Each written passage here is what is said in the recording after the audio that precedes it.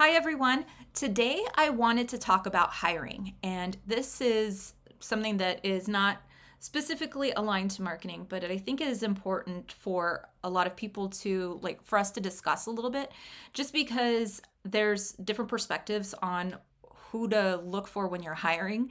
And it really, I think, depends on the different group of within the business that is doing the hiring. Obviously, in finance, if you're hiring an accounting manager, they're going to have a certain skill set in order to do the job. And a lot of times, there's not on the job training for that. They just are going to have to come in with some basic skills and then understand the business and how accounting applies to that business. Same thing with engineering. There's certain things that you just have to learn how to do, how, you need to know how to program and code and all these different things and use certain platforms that are going to be very specific. Now, with marketing, while there are certain disciplines within marketing that have certain um, skill sets that are needed, and usually that's outlined in the resume. I, and this may be a little bit like we can argue this point, but when I'm hiring someone, I create a wish list for that in that job description. Like that for me is a wish list. Sure, I would love to have someone who does all the things, but if someone already has all the skills for that job description, what else do they have to learn? What else are they going to contribute? I don't want someone who just meets my line.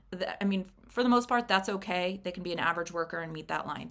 However, I'm looking for more than that comes off the resume. I want them to have a certain skill set. I don't want to be teaching how to do SEO. I don't want to be teaching how to do, LinkedIn campaigns or how to write a piece of content, honestly. Those things should be skills that they come to the table with for whatever role that they're involved with. But what I'm looking for is those intangible skills that I can use to grow this person. So, the number one thing that I think is important when we're hiring is to find someone who is a problem solver. And this has always been something that I've sought out because it is such an invaluable skill to have someone who's a problem solver. And the reason I say this is because I have had people that I've managed in the past who are not problem solvers, didn't know that going in. But what happens is instead of a problem lands on our plate or on their plate, instead of looking at it and evaluating it and trying to figure out what the solution should be on their own, they come directly to me and want me to solve it. I have my own job to do. And it is extremely infuriating to be the one who is always having to solve the problem. I, as a manager, love to empower my team. I have always done that. I want them to have ownership of the area that they are covering, that they are responsible for. I want them to report to me and come to me if they need guidance. We can work through things, problem solving, all of that stuff. I will mentor them. All of the things a manager should do. But at the end of the day, I don't want to be doing your job for you if you're not willing to come up with solutions. So that's why I say a problem solver is like a golden hire. Like if you can bring someone in and problems drop on their plate, a problem solver will be like, okay, let's solve this. And they will seek out a solution, either trying to apply something they've done before to this problem or going out and talking to colleagues or doing Google searches or AI searches or whatever it is to kind of figure out what the solution should be for this problem. Now, if they need to come to me and they have all the solutions updated and they just need my guidance on which direction they should go, great. Come to me with solutions. But if you just come to me with problems and want me to solve them, that's a no-go for me. And that person instantly gets put on a list that I'm like, I have questions about them. Let's keep an eye on them. So when somebody comes to me and says, what should I be looking for in a candidate? I think that that's the number one thing for me because I want someone who can help solve those problems.